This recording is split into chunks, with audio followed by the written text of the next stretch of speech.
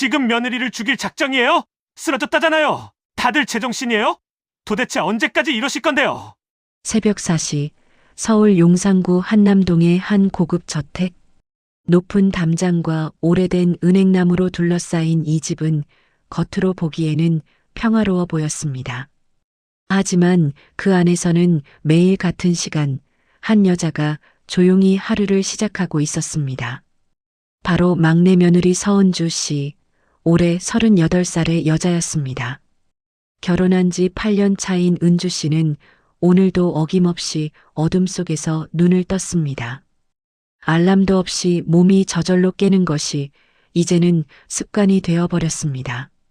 조심스럽게 침대에서 일어난 은주 씨는 옆에서 골아떨어진 남편을 깨우지 않으려 발소리를 죽였습니다. 복도를 지나 부엌으로 향하는 그녀의 발걸음은 익숙했지만 무거웠습니다. 매일 이 시간 은주 씨는 혼자였습니다. 집안 식구 10명 중 누구도 이 시간에 일어나 있는 사람은 없었습니다.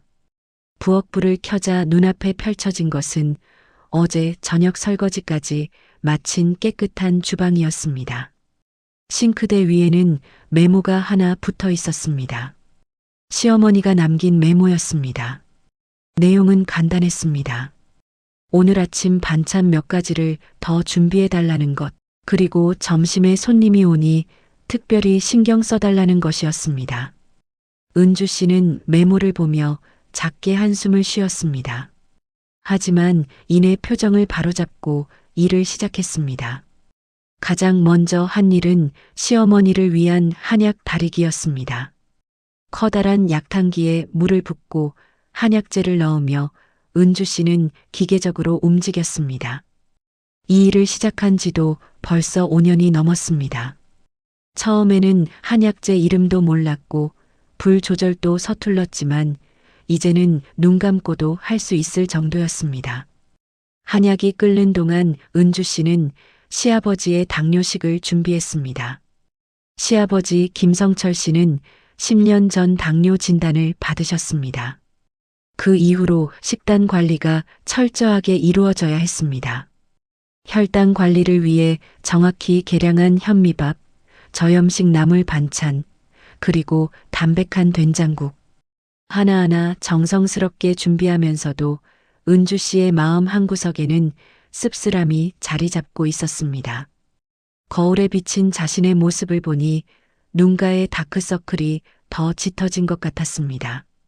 한때 통통했던 볼은 이제 움푹 들어갔고 생기있던 눈빛은 흐릿해져 있었습니다. 은주 씨는 전라남도 목포의 평범한 가정에서 자랐습니다. 아버지는 작은 수산물 가게를 운영하셨고 어머니는 식당에서 설거지 일을 하셨습니다.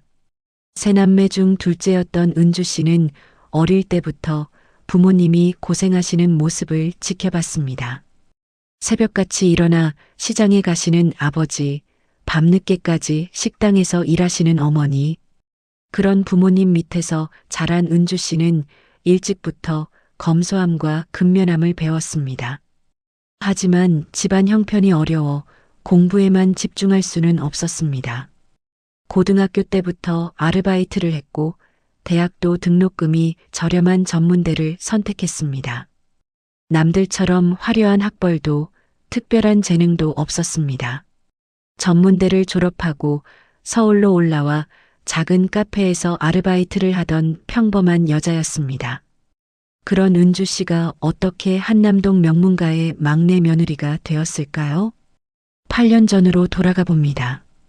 당시 29이던 은주 씨는 강남의 한 고급 카페에서 일하고 있었습니다. 그곳은 주변 회사 임원들과 부유층이 자주 찾는 곳이었습니다.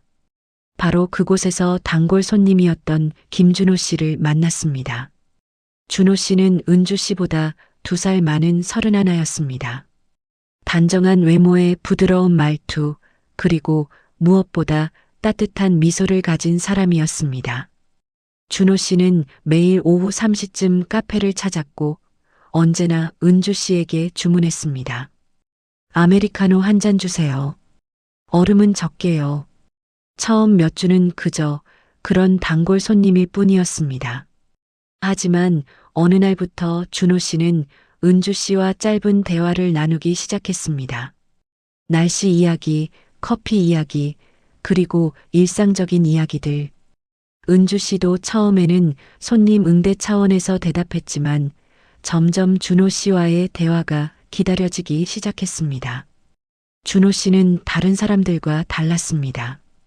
은주 씨의 말을 진심으로 경청했고 그녀의 의견을 존중해 주었습니다. 어느 날 비가 억수같이 쏟아지던 날이었습니다. 퇴근 시간이 지났는데도 비가 그치지 않아 은주 씨는 카페 처마 밑에서 망설이고 있었습니다. 우산도 없고 택시를 타기에는 월세를 내야 할 돈이 빠듯했습니다. 그때였습니다. 검은색 고급 세단이 카페 앞에 멈춰 섰고 창문이 내려갔습니다. 같이 가실래요? 제가 차로 바래다 드릴게요. 준호 씨였습니다. 은주 씨는 처음에는 사양했지만 준호 씨의 진심 어린 권유에 결국 차에 탔습니다. 차 안에서 준호 씨는 은주 씨에게 여러 가지를 물었습니다. 어디서 왔는지, 가족은 어떤지, 꿈은 무엇인지. 은주 씨는 조심스럽게 대답했습니다. 자신의 가난한 집안 이야기를 하면 준호 씨가 실망할까봐 걱정되었습니다. 하지만 준호 씨의 반응은 의외였습니다. 대단하시네요. 혼자 힘으로 서울까지 올라와서 자립하고 계시다니. 전 그런 분들이 정말 존경스러워요. 그날 이후 두 사람의 관계는 급속도로 가까워졌습니다. 준호 씨는 은주 씨에게 데이트를 신청했고 은주 씨도 마음을 열었습니다. 데이트를 하면서 은주 씨는 준호 씨가 정말 좋은 사람이라고 확신하게 되었습니다. 다정했고 배려심이 깊었으며 무엇보다 은주 씨를 있는 그대로 받아들여주는 사람이었습니다. 하지만 은주 씨는 준호 씨의 집안 배경에 대해서는 잘 몰랐습니다. 준호 씨가 자신의 집안에 대해 자세히 이야기하지 않았기 때문입니다. 다만 회사를 다닌다는 것, 가족들과 함께 산다는 것 정도만 알고 있었습니다. 교제 6개월 만에 준호 씨는 은주 씨에게 청혼했습니다. 나는 학벌이나 집안 같은 거 안 따져요. 사람이 중요하죠. 당신은 착하고 성실하고 무엇보다 진실한 사람이에요. 나와 결혼해 주시겠어요? 은주 씨는 눈물을 흘리며 고개를 끄덕였습니다. 하지만 그것은 시작에 불과했습니다. 결혼을 앞두고 처음으로 준호 씨의 집을 방문했을 때 은주 씨는 깜짝 놀랐습니다. 한남동의 2층 단독주택. 대문부터 현관까지의 거리만 해도 은주 씨가 살던 원룸 크기만 했습니다. 마당에는 수십 년 된 은행나무가 자리 잡고 있었고 정원은 전문 조경사가 관리하는 듯 완벽했습니다. 현관문을 열고 들어서자 시어머니 박정혜 씨가 나와 반겼습니다. 하지만 그 눈빛은 차가웠습니다. 위아래로 은주 씨를 훑어보는 시선이 마치 물건을 감정하는 것 같았습니다. 어서 오세요. 우리 며느리. 말은 반갑게 했지만 목소리에는 온기가 없었습니다. 거실로 안내된 은주 씨는 더욱 놀랐습니다.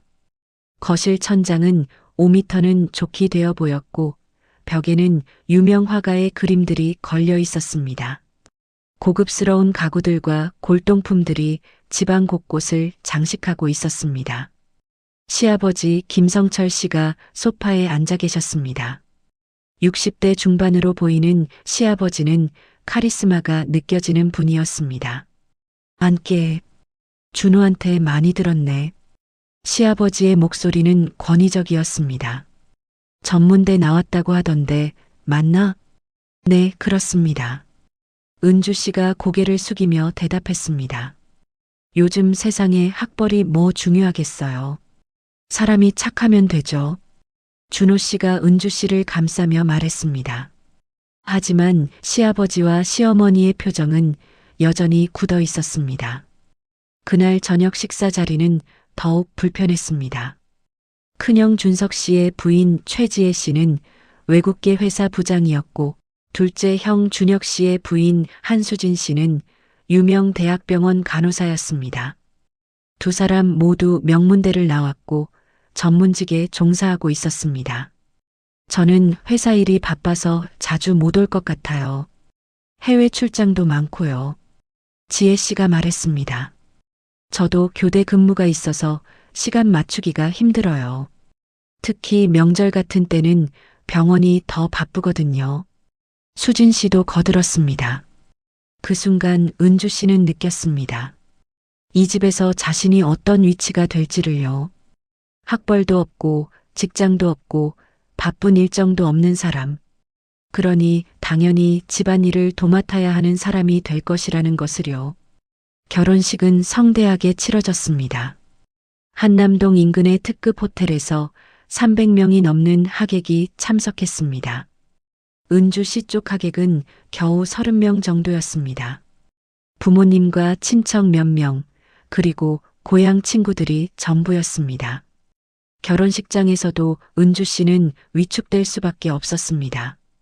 준호 씨 쪽 하객들은 모두 고급스러운 옷차림에 세련된 매너를 가진 사람들이었습니다. 반면 은주 씨 쪽 하객들은 소박하고 수수했습니다. 결혼 후 얼마 지나지 않아 은주 씨의 예감은 현실이 되었습니다.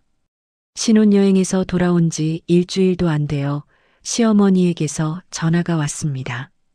은주야, 오늘 시어머니 병원 모시고 가줄래? 지혜한테 물어봤는데 중요한 회의가 있대. 수진이는 당직이고. 네, 알겠습니다. 은주 씨는 그날 자신의 일정을 취소하고 시어머니를 모시고 병원에 갔습니다. 처음에는 가끔이었습니다. 한 달에 한두 번 정도 시어머니 병원에 동행하거나 집안 청소를 도와주는 정도였습니다. 하지만 점점 횟수가 늘어났습니다. 한 달에 한두 번이 일주일에 한두 번으로, 그리고 어느새 거의 매일이 되어버렸습니다. 은주는 시간이 많잖아. 직장도 안 다니고. 젊은 사람이 움직여야지. 어른들이 힘든데. 막내니까 이런 건 내가 해야지. 언니들은 다들 바빠. 이런 말들이 자연스럽게 따라붙었습니다. 언제부터인가 은주 씨가 하는 것이 당연한 일이 되어버렸습니다. 제사 음식 준비도 은주 씨의 몫이 되었습니다.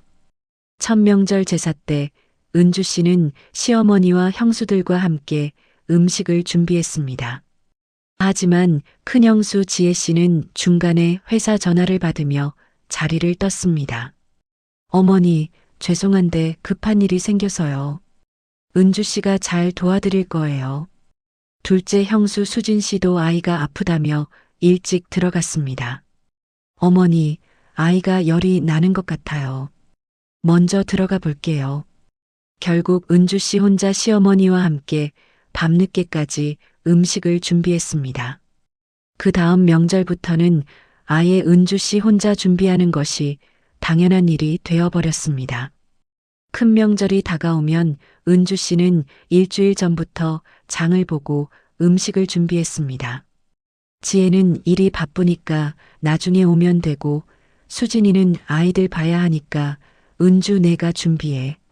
시어머니의 말 한마디에 은주 씨의 명절은 전쟁이 되었습니다. 새벽부터 밤늦게까지 부엌에서 나물을 다듬고 전을 부치고 찌개를 끓이고 고기를 재웠습니다. 손목은 붓고 허리는 아팠지만 은주 씨는 내색하지 않았습니다. 제사가 끝나고 시어머니가 가볍게 말했습니다. 고생했어, 은주야. 역시 내가 해야 제대로 되네. 하지만 그것이 전부였습니다. 진심 어린 칭찬도 깊은 위로도 다음에는 도와주겠다는 말도 없었습니다. 시간이 흐르면서 은주 씨의 역할은 점점 더 많아졌습니다. 가족여행을 가면 일정 짜는 것부터 짐을 꾸리는 것, 식사, 장소 예약, 숙소 예약까지 모두 은주 씨의 몫이었습니다. 은주가 알아서 잘하니까 맡겨. 우리는 그냥 따라가기만 하면 되잖아. 시아버지의 말이었습니다. 여행 중에도 은주 씨는 쉴 수 없었습니다. 식사 시간이 되면 식당을 예약하고 메뉴를 주문하고 계산까지 챙겼습니다. 숙소에 도착하면 짐을 정리하고 다음 날 일정을 확인했습니다.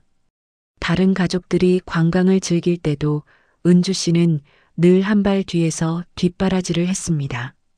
심지어 시아버지가 운영하는 중소기업의 행사에까지 은주 씨는 동원되었습니다.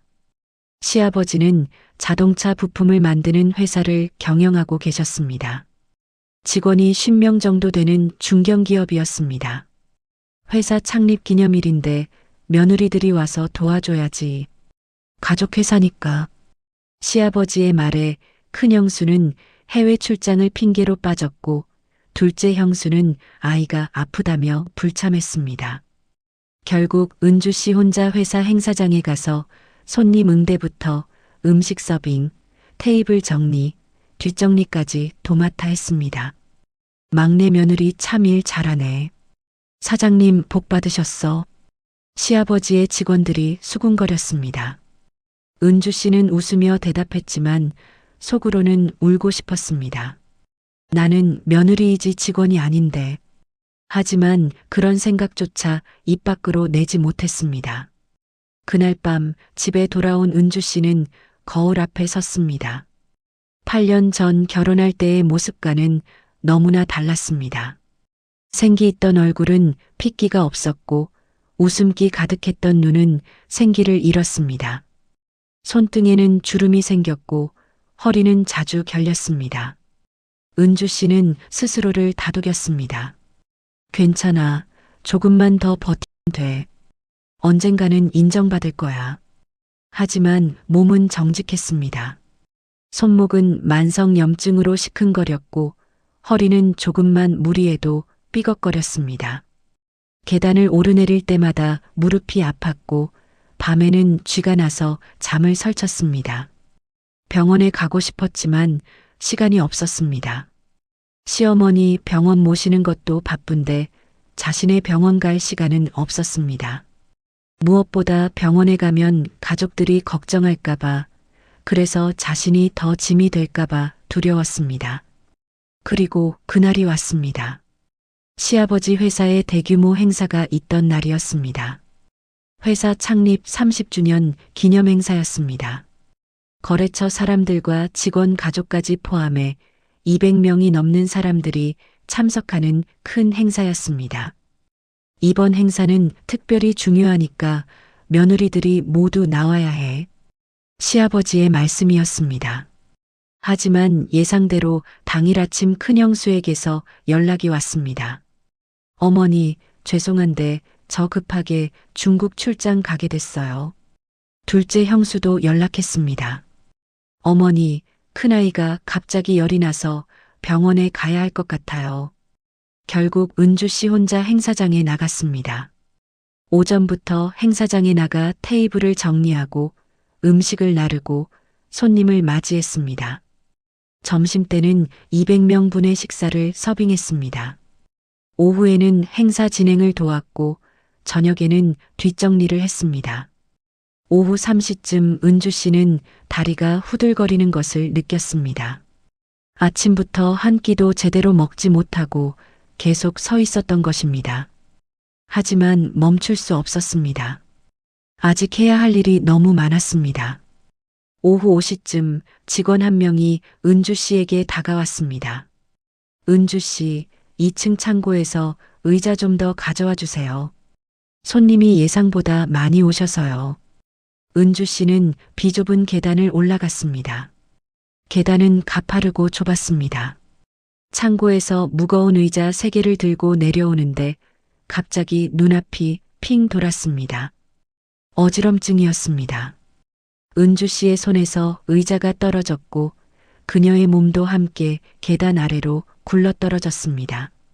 쿵쿵쿵. 둔탁한 소리와 함께 은주 씨는 계단 바닥에 쓰러졌습니다. 어머, 저기 사람 쓰러졌어요.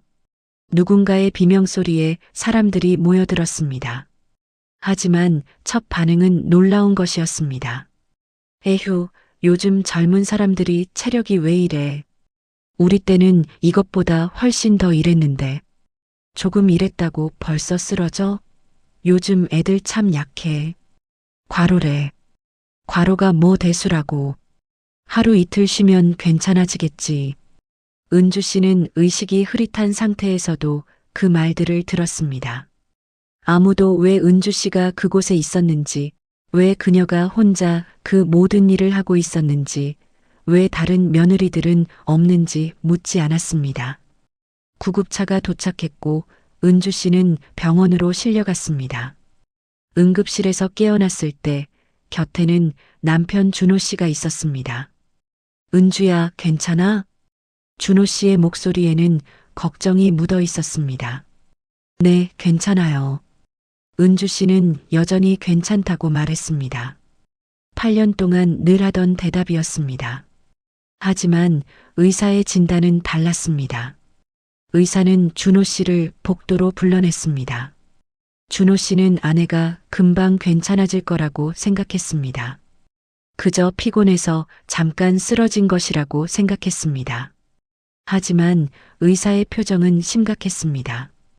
보호자분, 환자분 상태가 생각보다 심각합니다. 네, 그냥 과로 아닌가요? 준호 씨가 놀라며 물었습니다. 과로가 맞기는 합니다만 단순한 과로가 아닙니다. 만성 피로 누적의 영양실조, 빈혈 수치도 위험 수준이고요. 손목에는 만성염증, 허리는 디스크 초기 단계입니다. 무릎 관절도 40대 후반 수준으로 마모되어 있고요. 의사는 엑스레이 사진을 보여주며 설명을 이어갔습니다. 환자분 나이가 38이라고 하셨죠?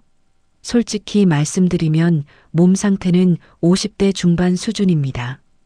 이대로 가다가는 정말 큰일 날 수 있어요. 당분간은 절대 안정이 필요합니다. 의사의 말에 준호 씨는 충격을 받았습니다. 그렇게까지 심한 줄은 정말 몰랐습니다. 환자분이 계속 참아오신 것 같은데 몸은 거짓말을 하지 않습니다. 지금부터라도 제대로 쉬고 치료받지 않으면 회복 불가능한 상태로 갈 수도 있습니다. 준호 씨는 병실로 돌아왔지만 아무 말도 할 수 없었습니다.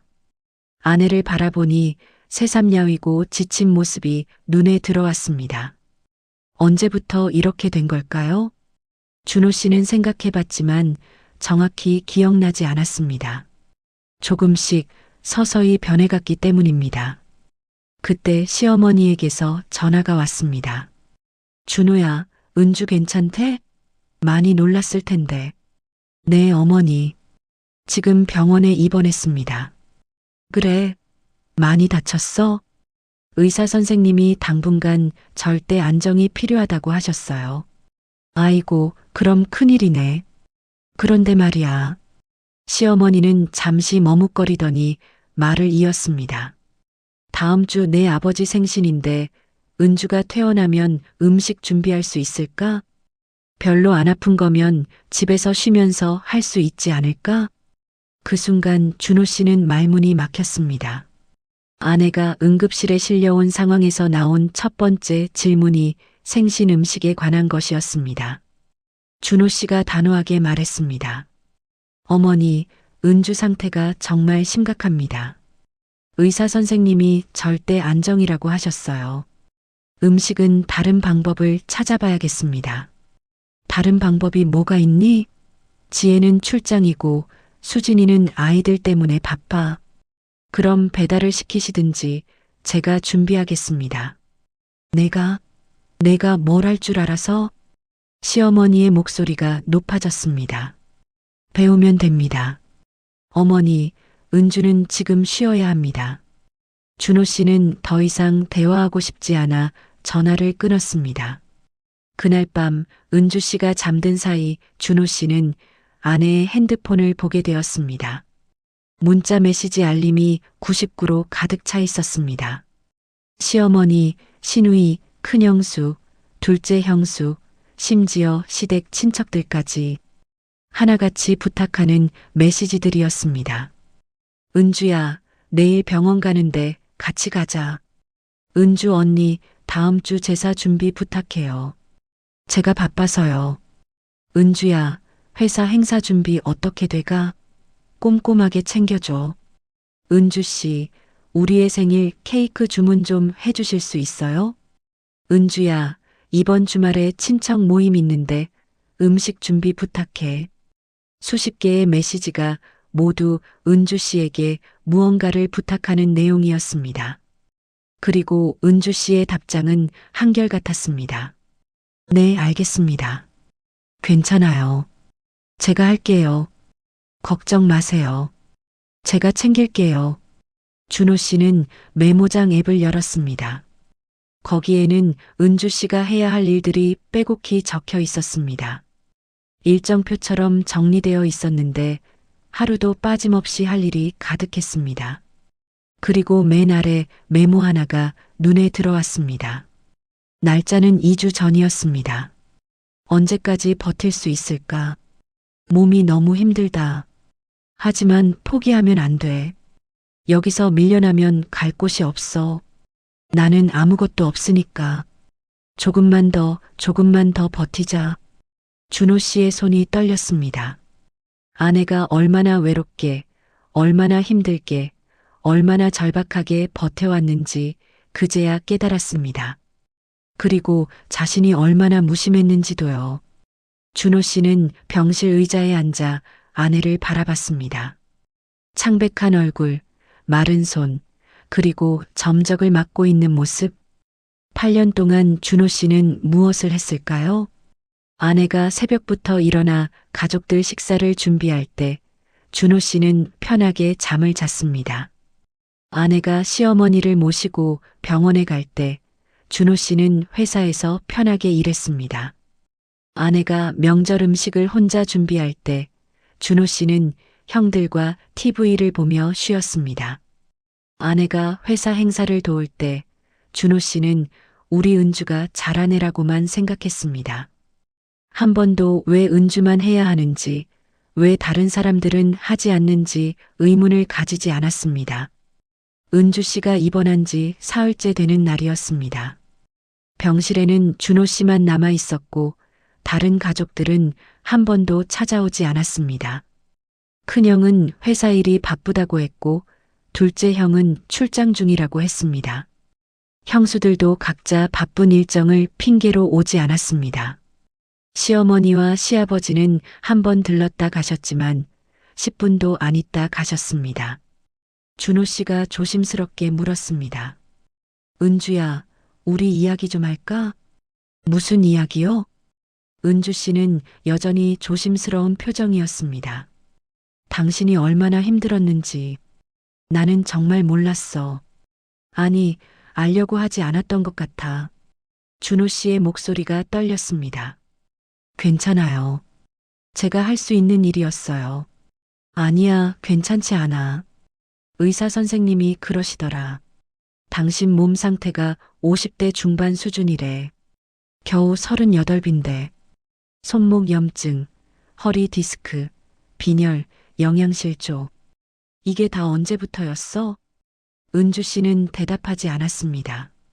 사실 은주 씨 자신도 정확히 언제부터인지 기억나지 않았습니다. 결혼 초부터 서서히 쌓여온 것이었으니까요.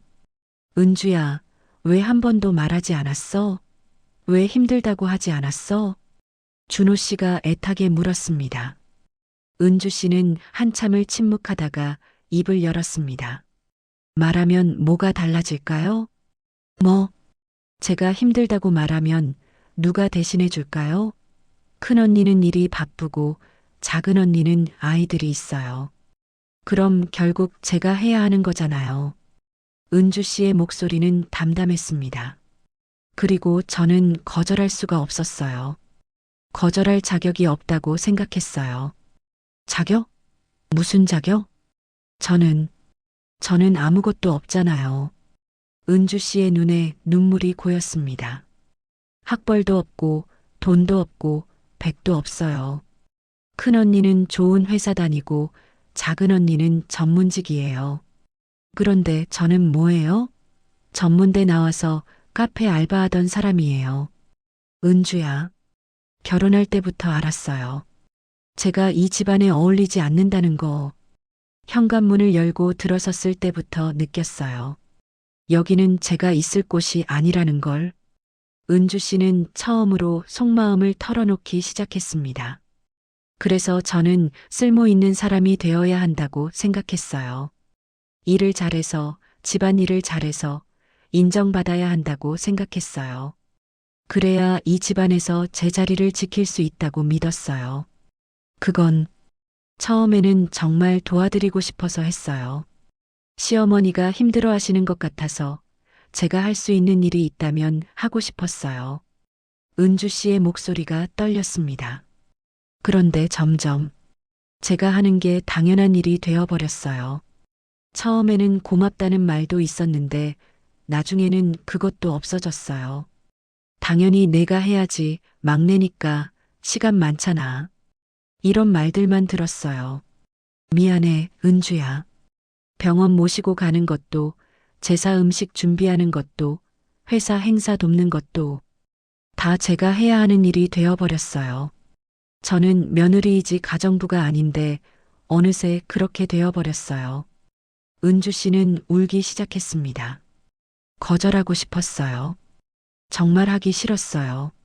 하지만 거절하면 어떻게 돼요? 저 며느리 버릇없다. 시집살이도 제대로 못한다. 이런 소리 듣겠죠.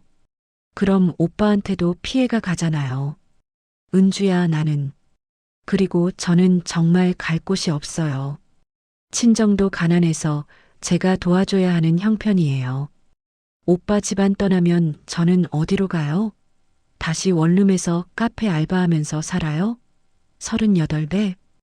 은주 씨의 눈물이 멈추지 않았습니다. 그래서 참았어요. 이를 악물고 버텼어요.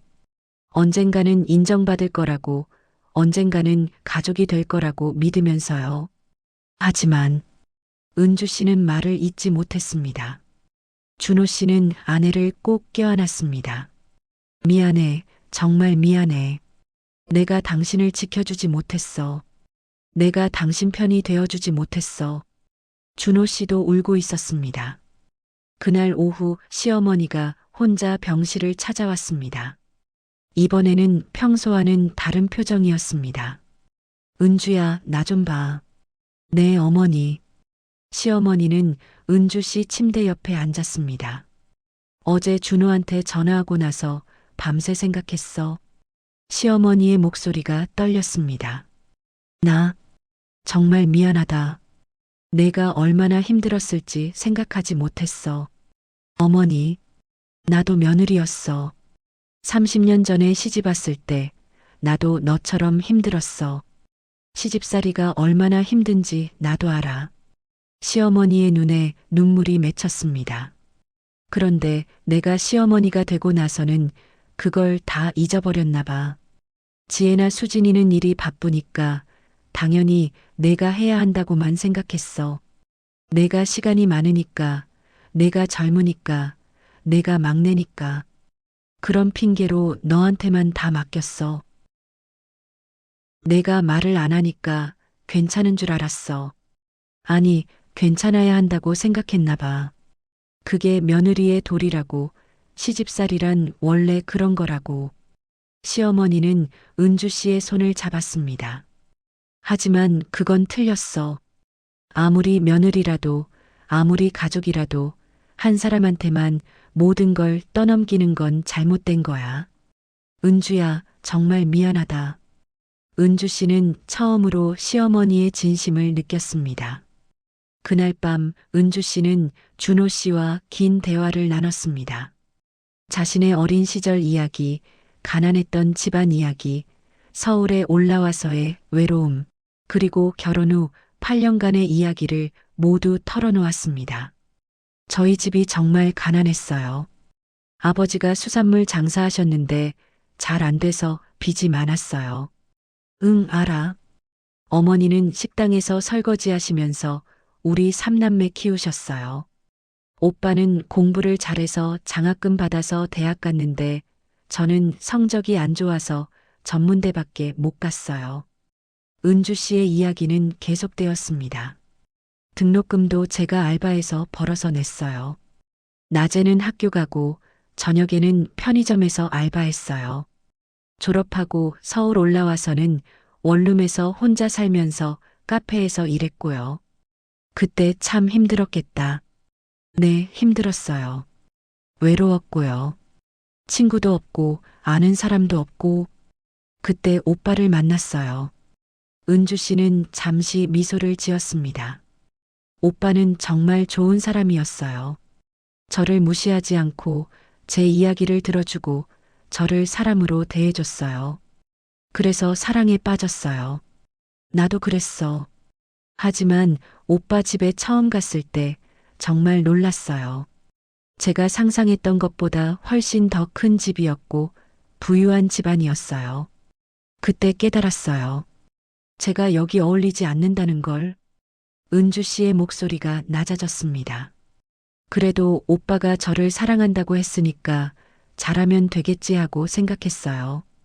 열심히 하면, 성실하게 하면 인정받을 수 있을 거라고 믿었어요. 은주야. 그래서 무슨 일이든 열심히 했어요. 시어머니가 힘들어 하시면 제가 도와드리고, 집안일이 있으면 제가 하고, 누가 부탁하면 절대 거절하지 않았어요. 그게 당신을 이렇게 만든 거구나. 네. 그런데 시간이 지나면서 제가 하는 게 당연한 일이 되어버렸어요.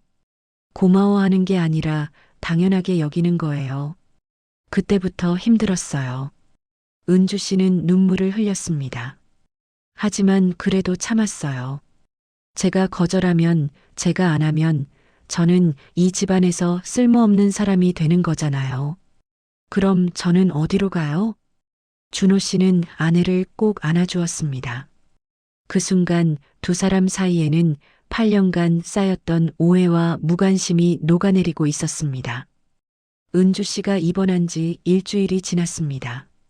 그 일주일 동안 집안에는 조용한 혼란이 찾아왔습니다.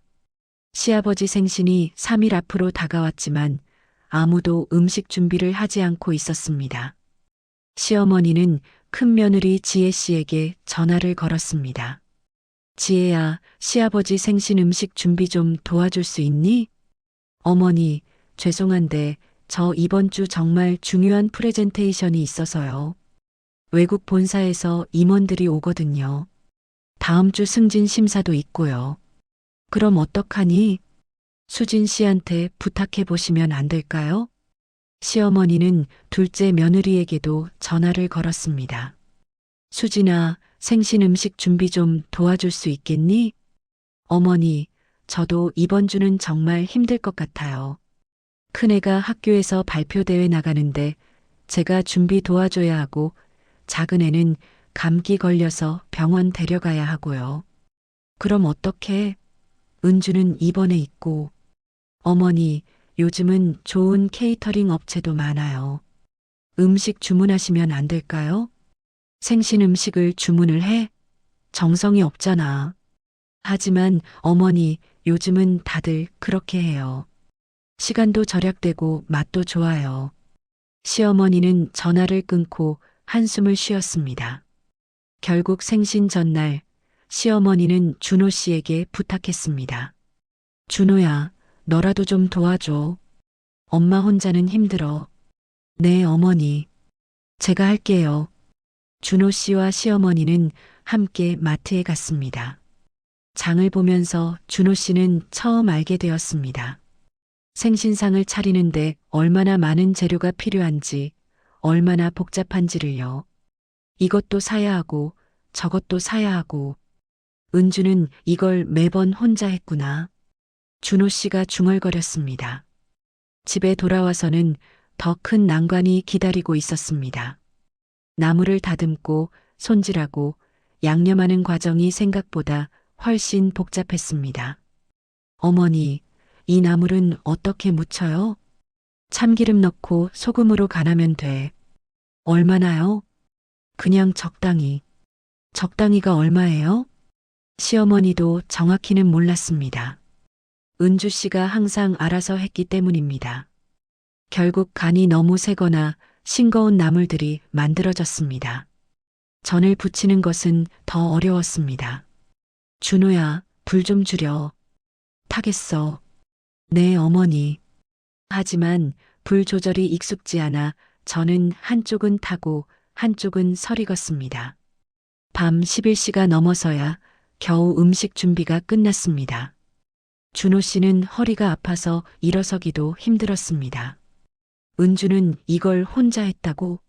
게다가 이것보다 훨씬 더 많은 양을. 준호 씨는 그제야 아내가 얼마나 고생했는지 실감했습니다. 생신 당일 가족들이 모였습니다.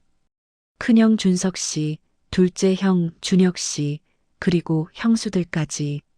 상을 보고 시아버지가 첫마디를 했습니다. 이게 뭐야? 음식이 왜 이 모양이야? 아버지, 죄송합니다. 저와 어머니가 최선을 다했습니다. 준호 씨가 고개를 숙였습니다. 전도 타고 나물도 간이 안 맞고 은주가 했으면 이렇게 성의 없지는 않았을 텐데. 시아버지의 말에 준호 씨는 참았지만 속이 끓어올랐습니다. 은주는 지금 병원에 입원해 있습니다. 알아. 그래도 이건 좀 그렇잖아. 아버지, 그럼 아버지가 직접 해보시죠. 얼마나 힘든지. 준호 씨가 처음으로 아버지에게 대들었습니다. 식탁의 분위기가 싸늘해졌습니다. 뭐, 지금 내가 나한테 대드는 거냐? 대드는 게 아니라 사실을 말씀드리는 겁니다. 저와 어머니가 어제 저녁부터 밤 11시까지 준비했어요. 그런데도 이 정도밖에 안 됩니다. 은주는 이것보다 훨씬 더 많은 양을 혼자서 준비했어요. 그리고 은주는 이런 일을 8년 동안 해왔어요. 명절마다, 제사마다, 가족 행사마다. 한 번도 불평하지 않고요. 준호 씨의 목소리가 떨렸습니다. 시어머니가 끼어들었습니다. 여보, 준호 말이 맞아요. 우리가 은주한테 너무 많은 걸 당연하게 여겼어요. 큰형 준석 씨가 어색하게 웃으며 말했습니다. 그래도 우리가 시킨 건 아니잖아. 은주가 알아서 한 거지. 그 말에 준호 씨가 폭발했습니다. 형? 시키지 않았다고요? 정말요? 형은 한 번이라도 은주한테 안 해도 돼라고 말한 적 있어요? 형수님은요? 은주가 할 때 한 번이라도 말린 적 있어요? 그건 아니죠. 오히려 당연하게 여겼잖아요. 은주가 하면 되지. 은주는 시간 많으니까, 막내니까 해야지. 이런 말들로 은주를 올감했잖아요. 준호 씨는 더 이상 참을 수 없었습니다. 은주가 8년 동안 혼자 이 집안 굴러가게 만들었어요. 제사 음식, 명절 음식, 병원 모시기, 집안 청소, 가족 행사, 준비, 심지어 아버지 회사 행사까지. 그런데 우리는 뭐 했어요? 편하게 앉아서 은주가 잘하네라고만 했잖아요. 식탁은 침묵에 빠졌습니다. 둘째 형 준혁 씨가 조심스럽게 말했습니다. 그래도 우리가 강요한 건 아니잖아. 강요하지 않아도 분위기가 그렇게 만든 거예요. 큰 형수님은 직장 핑계로 빠지고 작은 형수님은 아이 핑계로 빠지면 남는 건 은주뿐이잖아요. 그럼 은주가 할 수밖에 없는 거예요. 준호 씨의 말에 형수들도 고개를 숙였습니다. 그리고 형들도 마찬가지예요. 명절 때 형들은 뭐 했어요? 거실에서 TV 보면서 쉬었잖아요. 은주가 부엌에서 일하는 동안요. 준호야, 그만. 시아버지가 말렸지만 준호 씨는 멈추지 않았습니다. 아버지도요. 회사 행사 때 왜 며느리들을 불렀어요? 며느리들이 회사 직원인가요? 그것도 왜 매번 은주만 왔어요? 은주가 제일 만만하니까요. 준호. 시아버지가 화를 냈지만 준호 씨는 물러서지 않았습니다. 제가 잘못 말했나요? 사실이잖아요. 우리 모두 은주를 이용했어요. 편하니까, 잘하니까, 불평 안 하니까. 그래서 계속 시켰어요. 아니, 시키지도 않았어요. 당연하게 여겼죠. 준호 씨는 가족들을 한 명 한 명 바라봤습니다. 그 결과가 뭔지 아세요? 은주가 쓰러졌어요. 38살 여자가 50대 중반 몸 상태래요. 손목 염증, 허리 디스크, 빈혈, 영양실조. 의사 선생님이 이대로 가면 회복 불가능하다고 했어요. 그 말에 모두가 충격을 받았습니다. 그렇게까지 심각해? 시어머니가 놀라서 물었습니다. 네. 은주는 8년 동안 자기 몸이 망가지는 걸 알면서도 참았어요. 왜요? 이 집안에서 밀려날까 봐요. 쓸모없는 사람이 될까 봐요. 준호 씨의 목소리가 떨렸습니다. 은주는 가난한 집안에서 자랐어요. 백도 없고 의지할 데도 없어요. 그래서 이 집안이 전부예요. 여기서 쫓겨나면 갈 곳이 없어요. 그걸 알았기 때문에 죽어라 일한 거예요. 식탁의 분위기는 무거워졌습니다. 우리가 그렇게까지 심하게 한 건 아닌데. 큰형수 지혜 씨가 변명했습니다. 심하게 안 했다고요? 언니, 은주 핸드폰 메시지 봤어요? 하루에 몇십 개씩 부탁 메시지가 와요. 전부 언니들이 보낸 거예요. 그건 은주야, 이것 좀 해줘. 은주 씨, 저것 좀 부탁해. 은주 언니, 이거 좀 챙겨줘. 매일같이 이런 메시지 받으면서도 은주는 한 번도 거절하지 않았어요. 네, 알겠습니다라고만 답했어요. 준호 씨는 계속 말했습니다. 왜 거절 안 했을까요? 거절하면 저 며느리 싸가지 없다는 소리 들을까 봐요. 그럼 저한테도 피해 갈까 봐요. 그래서 이를 악물고 참은 거예요. 시아버지가 한숨을 쉬었습니다. 내가 너무 몰랐구나. 네, 우리 모두 몰랐어요. 아니, 알려고 하지 않았어요. 편하니까요. 준호 씨는 가족들을 바라봤습니다. 이제부터는 달라져야 해요. 은주한테만 모든 걸 떠넘기는 건 이제 그만이에요. 우리 모두가 나눠서 해야 해요. 식사는 어색하게 마무리되었습니다. 음식 맛도 별로였고 분위기도 좋지 않았습니다. 하지만 이상하게도 그날의 생신상이 가장 의미 있었습니다. 처음으로 가족들이 은주 씨의 고마움을 깨달았기 때문입니다. 식사 후 설거지를 하면서 준호 씨는 깨달았습니다. 이것도 매번 은주 씨 혼자 했다는 것을요. 10명이 먹고 난 후에 설거지는 산더미 같았습니다. 그날 저녁 준호 씨는 병원으로 돌아왔습니다. 은주야, 오늘 생신 잘 치렀어. 고생 많으셨어요. 힘드셨죠? 응, 힘들었어. 정말 힘들었어. 근데 당신은 이걸 매번 혼자 했잖아. 그것도 이것보다 훨씬 더 많은 양을. 괜찮았어요. 익숙해지면 안 되는 건데. 미안해, 은주야. 준호 씨는 아내의 손을 꼭 잡았습니다. 오늘 가족들한테 다 말했어. 우리가 얼마나 은주한테 의지하고 있었는지, 얼마나 당연하게 여겼는지. 오빠, 앞으로는 달라질 거야. 내가 바꿀 거야. 우리 가족 모두. 그날 밤 준호 씨는 결심했습니다. 은주 씨를 위해 그리고 자신을 위해 변화가 필요하다고요. 며칠 후 큰형수 지혜 씨가 병실을 찾아왔습니다. 은주 씨, 잠깐 이야기 좀 할 수 있을까요? 네, 언니. 지혜 씨는 조심스럽게 입을 열었습니다. 솔직히 말할게요. 저는 일이 정말 바빠요. 외국계 회사 다니면서 임원 달기 위해 정말 열심히 일하고 있거든요. 알아요, 언니. 그래서 집안일 할 시간이 정말 없어요. 주말에도 일할 때가 많고 해외 출장도 자주 가요. 지혜 씨는 변명하듯 말했습니다. 그런데 준호가 저한테 집안일 나눠서 하라고 하더라고요. 솔직히 저는 힘들어요. 은주 씨는 시간이 있으니까 할 수 있었던 거잖아요. 그런데 저까지 하라는 건 좀. 그 말에 은주 씨는 처음으로 입을 열었습니다. 언니, 저도 시간이 있어서 한 게 아니에요. 응? 저는 선택권이 없었어요.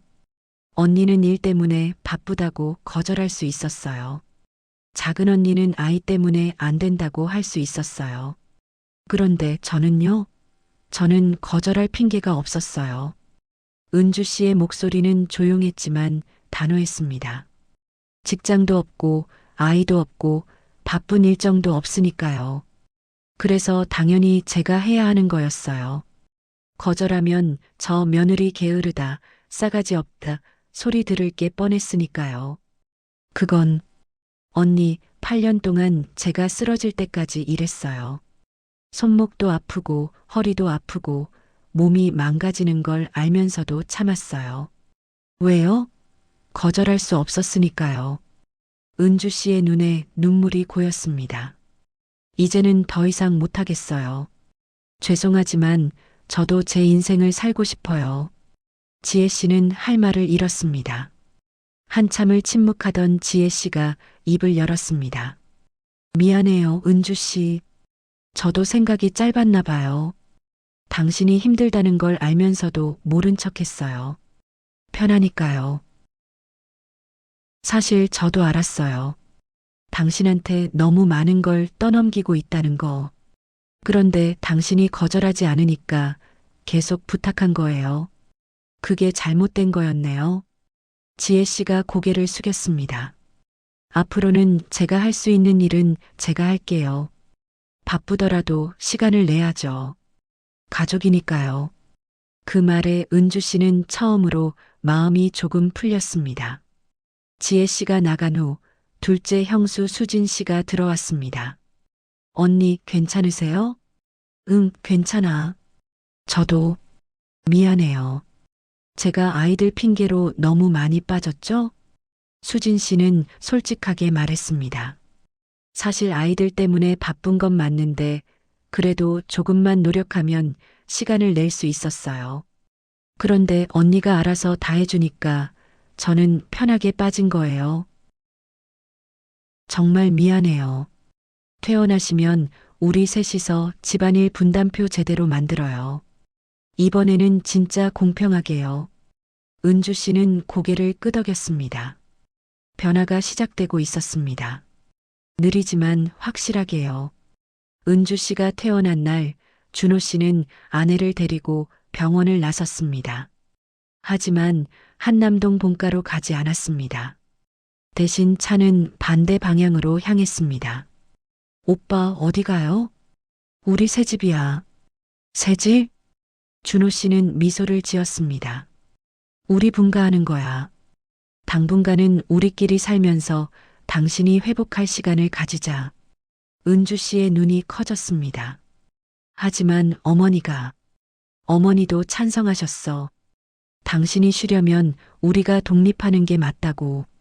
차는 한남동에서 15분 거리의 작은 아파트 단지 앞에 멈췄습니다. 32평짜리 아담한 아파트였습니다. 본가에 비하면 훨씬 작았지만 은주 씨에게는 천국 같았습니다. 여기가 우리 집이에요? 응. 작지만 우리 둘이 살기에는 충분해. 은주 씨는 눈물을 흘렸습니다. 8년 만에 처음으로 자신만의 공간이 생긴 것입니다. 집 안으로 들어서자 준호 씨가 은주 씨를 소파에 앉혔습니다. 은주야, 여기서는 내가 하고 싶은 일만 해. 쉬고 싶으면 쉬고, 나가고 싶으면 나가고, 아무 눈치도 보지 마. 고마워요, 오빠. 그리고 집안일은 우리 둘이 나눠서 할 거야.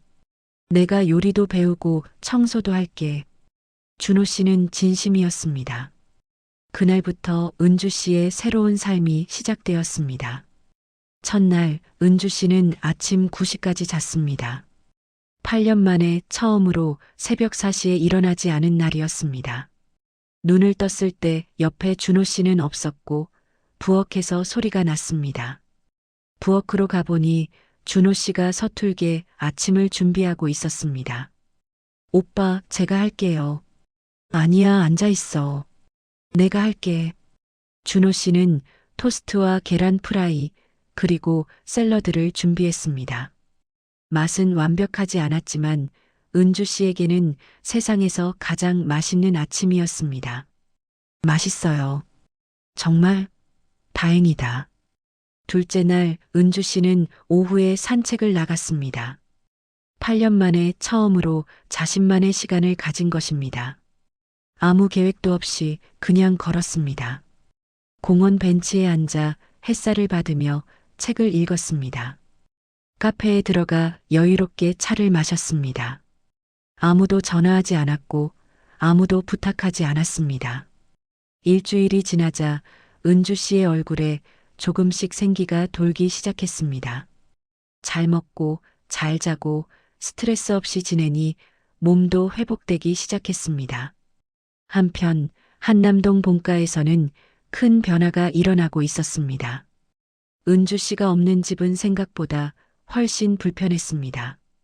시어머니가 직접 장을 봐야 했고 식사 준비도 해야 했습니다. 70대의 몸으로 하기에는 힘든 일이었습니다. 에휴, 이게 이렇게 힘든 일이었구나. 시어머니는 혼자 중얼거렸습니다. 시아버지의 당뇨식도 문제였습니다. 은주 씨처럼 정확히 계량하고 조리하는 것이 쉽지 않았습니다. 이 밥은 왜 이렇게 질어? 반찬도 간이 안 맞고.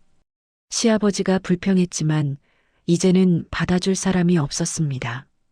제사 준비는 더 큰 문제였습니다. 시어머니가 며느리들을 불러 모았습니다. 다음 주가 제사인데 우리 제대로 분담해서 준비하자. 네, 어머니.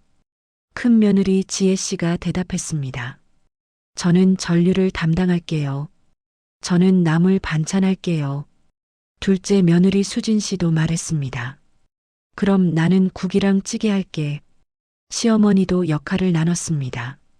제사 전날 세 사람은 각자 맡은 음식을 준비했습니다. 지혜 씨는 회사에서 일찍 퇴근해서 전을 부쳤습니다. 하지만 익숙지 않아 시간이 오래 걸렸습니다. 수진 씨는 아이들을 재우고 나물을 다듬었습니다. 밤 11시가 넘어서야 겨우 끝났습니다. 이거 정말 힘드네. 은주 언니가 이걸 혼자 했다고? 수진 씨는 새삼 은주 씨가 대단하다고 느꼈습니다. 제사 당일 음식은 예전만큼 완벽하지는 않았습니다. 하지만 그래도 괜찮았습니다. 가족들이 함께 준비했기 때문입니다. 이번 제사는 좀 특별하네. 시아버지가 말했습니다. 왜요, 여보? 음식은 예전만 못하지만 마음은 더 따뜻한 것 같아. 다들 정성을 들였으니까. 가족들은 서로를 바라보며 미소를 지었습니다. 시아버지 회사 행사도 달라졌습니다. 이번에는 며느리들이 한 명도 참석하지 않았습니다. 대신 시아버지는 전문 케이터링 업체를 고용했습니다. 돈이 좀 더 들긴 하지만 이게 맞는 것 같네. 시아버지도 변하고 있었습니다. 한 달이 지나고 은주 씨는 건강을 많이 회복했습니다. 체중도 조금 늘었고 얼굴에 혈색도 돌았습니다. 무엇보다 웃음이 많아졌습니다. 어느 날 은주 씨는 동네 카페에서 아르바이트 공고를 보게 되었습니다. 파트타임 직원 구함. 은주 씨는 고민 끝에 지원했습니다. 며칠 후 합격 통보를 받았습니다. 오빠, 저 카페에서 일하기로 했어요. 정말? 몸은 괜찮겠어? 네, 파트타임이라 하루 4시간만 일하면 돼요. 그 정도는 할 수 있을 것 같아요. 그래, 당신이 하고 싶으면 해. 응원할게. 은주 씨는 8년 만에 처음으로 자신의 일을 갖게 되었습니다. 카페 일은 즐거웠습니다. 손님들에게 커피를 내리고 대화를 나누고 웃는 일. 8년 전 준호 씨를 만났던 그때처럼 은주 씨는 다시 카페에서 일하고 있었습니다. 하지만 예전과는 달랐습니다. 이제는 생계를 위해서가 아니라 자신이 하고 싶어서 하는 일이었습니다. 은주 씨, 커피 정말 맛있어요.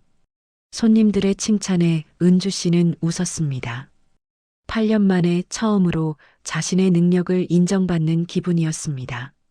첫 급여를 받은 날 은주 씨는 준호 씨에게 통장을 보여줬습니다. 오빠, 오늘 첫 급여 받았어요. 축하해, 은주야. 비록 많지는 않지만 이게 제 돈이에요. 누가 시켜서 한 일이 아니라 제가 하고 싶어서 한 일의 대가예요. 은주 씨의 얼굴에는 자부심이 가득했습니다. 당신 정말 멋져. 준호 씨는 아내를 안아주었습니다. 2달이 지나자 은주 씨는 완전히 달라져 있었습니다. 아침에는 여유롭게 일어나 준호 씨와 함께 아침을 먹었습니다. 오전에는 집안일을 가볍게 하거나 독서를 했습니다. 오후에는 카페에서 일했습니다. 저녁에는 준호 씨와 함께 저녁을 준비하고 함께 먹고 함께 설거지했습니다. 밤에는 드라마를 보거나 산책을 나갔습니다. 평범한 일상이었지만 은주 씨에게는 꿈만 같은 삶이었습니다. 어느 토요일 본가에서 저녁 식사 초대가 왔습니다. 은주야, 오랜만에 집에 와서 저녁 먹고 가. 보고 싶다. 시어머니의 전화였습니다.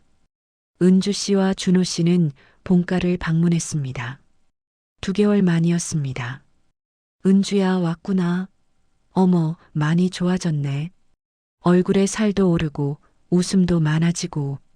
시어머니가 반갑게 맞이했습니다. 네, 어머니. 요즘 잘 지내고 있어요. 거실에는 가족들이 모두 모여 있었습니다.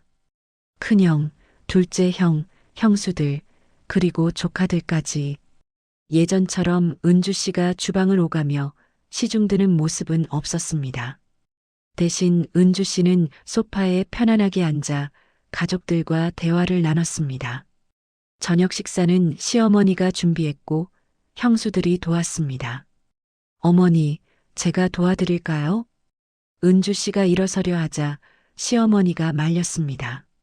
아니야, 앉아 있어. 오늘은 내가 손님이야. 은주 씨는 신기한 기분이 들었습니다. 8년 만에 처음으로 손님 대접을 받는 것 같았습니다. 식사 후 설거지도 형수들이 했습니다. 은주 씨는 쉬세요. 저희가 할게요. 지혜 씨가 말했습니다. 맞아요, 언니. 오랜만에 오셨는데 편하게 계세요. 수진 씨도 거들었습니다. 은주 씨는 거실에 앉아 차를 마셨습니다. 시아버지가 다가왔습니다. 은주야, 요즘 카페에서 일한다면서? 네, 아버지. 파트타임으로 일하고 있어요. 좋아 보이더구나. 표정이 많이 밝아졌어. 감사합니다. 내가 미안하다. 그동안 너한테 너무 많은 걸 당연하게 여겼어. 시아버지의 사과에 은주 씨는 놀랐습니다. 괜찮아요, 아버지. 아니야, 괜찮지 않아. 나도 늙고 나니까 깨닫더라. 사람을 함부로 대하면 안 되는구나. 특히 가족은 더. 시아버지는 진심으로 반성하고 있었습니다. 집으로 돌아오는 길, 준호 씨가 물었습니다. 은주야, 오늘 어땠어? 좋았어요. 정말 많이 변했더라고요. 다 당신 덕분이야. 제 덕분이요? 응. 당신이 용기 내서 쓰러진 덕분에 우리 가족이 깨어났어. 당신이 없으니까 우리가 얼마나 당신에게 의존하고 있었는지 알게 된 거야. 준호 씨는 은주 씨의 손을 잡았습니다. 그리고 당신이 멈춘 덕분에 우리가 변할 수 있었어.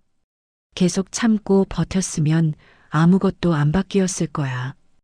은주 씨는 창밖을 바라보며 생각했습니다. 쓰러지는 것이 끝이 아니라 시작이었다는 것을요. 석 달이 흘렀습니다. 은주 씨는 이제 카페에서 정규직으로 전환되어 일하고 있었습니다. 손님들의 반응도 좋았고 점장님의 신뢰도 두터웠습니다. 은주 씨, 잠깐 이야기 좀 할까요? 어느 날 점장님이 은주 씨를 불렀습니다. 네, 점장님. 다음 달부터 저희가 지점을 하나 더 낼 계획인데 거기 매니저를 은주 씨가 맡아주셨으면 해요. 정말요? 네. 일도 잘하시고 사람들과도 잘 지내시고 책임감도 강하시잖아요. 급여도 지금보다 50% 올려드릴게요. 감사합니다. 열심히 하겠습니다. 은주 씨는 기뻤습니다. 8년 만에 처음으로 자신의 능력으로 승진하고 인정받은 것입니다.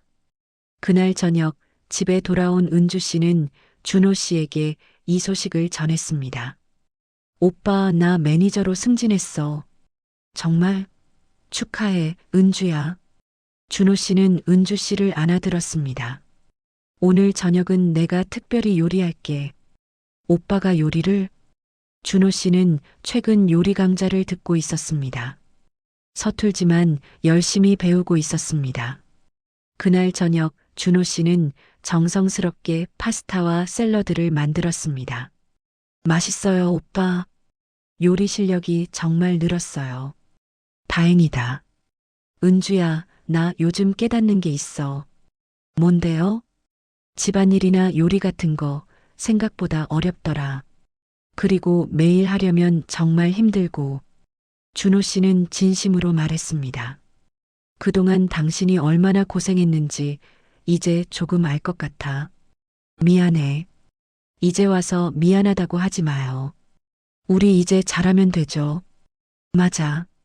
우리 함께 잘하자. 두 사람은 서로를 바라보며 미소를 지었습니다. 한편 본가에서는 새로운 시스템이 완전히 자리 잡고 있었습니다. 며느리 셋은 정기적으로 만나 집안일 분담에 대해 논의했습니다. 다음 주 제사는 제가 전류 담당할게요. 그 다음 제사는 수진 씨 차례고요. 지혜 씨가 말했습니다. 네, 알겠습니다. 그럼 이번에는 제가 나물 반찬 담당할게요. 수진 씨가 응답했습니다. 그럼 저는 국이랑 찌개 할게요. 그리고 병원 모시고 가는 것도 이번 달은 제 차례예요. 은주 씨도 자신이 할 수 있는 부분을 선택했습니다. 하지만 예전처럼 모든 것을 도맡는 것이 아니라 공평하게 나눈 것이었습니다. 그리고 회사 행사는 지혜 씨가 말을 꺼냈습니다. 회사 행사는 아예 며느리들이 안 가는 걸로 했어요. 아버님도 동의하셨고요. 맞아요. 그건 우리 일이 아니에요. 새 며느리는 서로를 보며 웃었습니다. 처음으로 진짜 협력자가 된 기분이었습니다. 다음 주 시아버지 회사 행사가 있었습니다. 예년과 달리 이번에는 며느리들이 한 명도 참석하지 않았습니다. 대신 시아버지는 전문 업체를 고용했고 행사는 성공적으로 끝났습니다. 역시 전문가들이 하니까 훨씬 낫네. 며느리들한테 부탁할 게 아니었어. 시아버지도 인정했습니다. 추석이 다가왔습니다. 예전 같았으면 은주 씨가 일주일 전부터 혼자 준비를 시작했을 것입니다. 하지만 이번에는 달랐습니다. 며느리 셋이 모여 회의를 했습니다. 이번 추석은 어떻게 할까요? 지혜 씨가 물었습니다. 저는 배달 음식 시켜 먹는 게 어떨까 싶은데요. 요즘 명절 음식 배달도 잘 되잖아요. 수진 씨가 제안했습니다. 그것도 좋은데 어머님이 괜찮으실까요? 은주 씨가 걱정했습니다. 어머니한테 한번 물어보죠. 세 사람은 시어머니를 찾아갔습니다.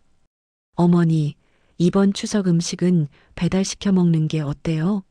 요즘은 전통 음식도 배달이 잘 되거든요. 지혜 씨가 조심스럽게 제안했습니다. 시어머니는 처음에는 놀란 표정이었지만 곧 고개를 끄덕였습니다. 그래, 그것도 좋겠다. 사실 나도 나이가 들어서 준비하기 힘들더라. 배달 음식도 요즘은 정성스럽게 만든다던데. 그럼 제가 주문할게요. 수진 씨가 자원했습니다.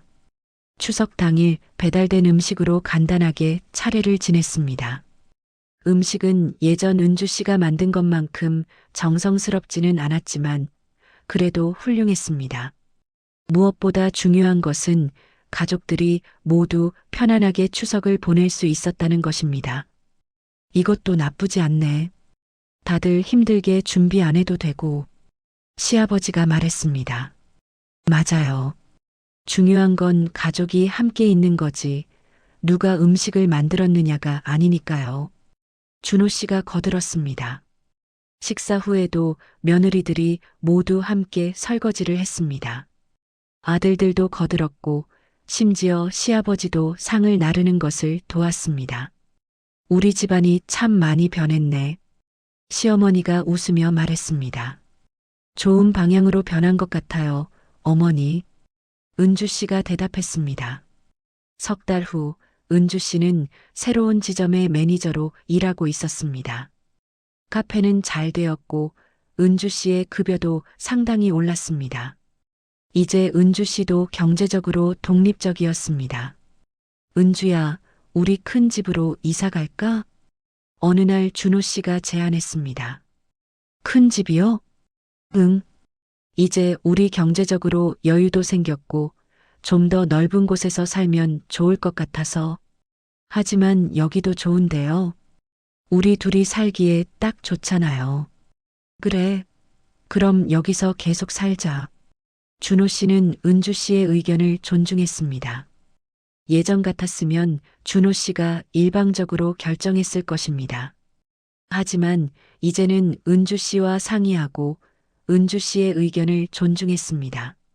어느 겨울날 본가에서 가족 모임이 있었습니다. 큰 조카의 대학 합격을 축하하는 자리였습니다. 은주 씨는 조카를 위해 작은 선물을 준비했습니다. 노트북 가방과 함께 짧은 메시지 카드를 넣었습니다. 축하해. 대학생활 잘하길 바란다. 그리고 기억해. 내 인생에서 가장 중요한 것은 내가 진짜로 원하는 것이 무엇인지 아는 거야. 다른 사람의 기대가 아니라 내 자신의 꿈을 따라가렴. 모임 자리에서 조카가 카드를 읽고 은주 씨를 안아주었습니다. 고마워요, 이모. 이모처럼 당당한 사람이 되고 싶어요. 그 말에 은주 씨는 뭉클했습니다. 자신이 누군가에게 롤모델이 될 수 있다는 것이 신기했습니다. 모임이 끝나고 시어머니가 은주 씨를 따로 불렀습니다. 은주야, 너 요즘 정말 행복해 보인다. 네, 어머니. 행복해요.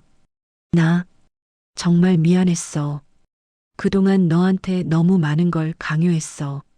어머니, 이제 그 이야기는 그만해요. 다 지나간 일이에요. 아니야. 나는 말해야겠어. 시어머니의 눈에 눈물이 맺혔습니다.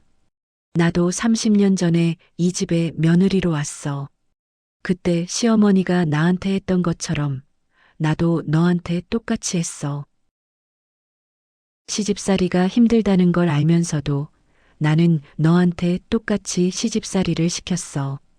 그게 전통이라고, 그게 당연하다고 생각했어. 시어머니는 은주 씨의 손을 잡았습니다. 하지만 그건 틀렸어.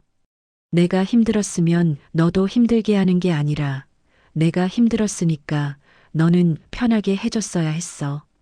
어머니, 이제라도 깨달았으니 다행이야. 은주야, 고마워. 우리 가족을 깨워줘서. 두 사람은 서로를 안아주었습니다. 그날 밤 집으로 돌아온 은주 씨는 일기를 썼습니다. 오늘 어머니가 진심으로 사과하셨다. 8년 만에 처음으로 느꼈다. 내가 이 가족의 일원으로 받아들여졌다는 것을. 며느리가 아니라 가족으로. 은주 씨는 일기장을 덮으며 미소를 지었습니다. 변화는 천천히 하지만 확실하게 일어나고 있었습니다. 그리고 그 변화의 중심에는 은주 씨가 있었습니다. 1년이 흘렀습니다. 은주 씨는 이제 카페 체인의 총괄 매니저가 되어 3개 지점을 관리하고 있었습니다. 바쁘지만 보람찬 나날이었습니다. 무엇보다 중요한 것은 이 모든 것이 자신의 선택이었다는 점입니다. 누가 시켜서가 아니라 자신이 원해서 하는 일이었습니다. 어느 토요일 오후 은주 씨는 본가를 방문했습니다. 이제는 의무가 아니라 가족이 보고 싶을 때 방문했습니다. 현관문을 열자 익숙한 냄새가 났습니다.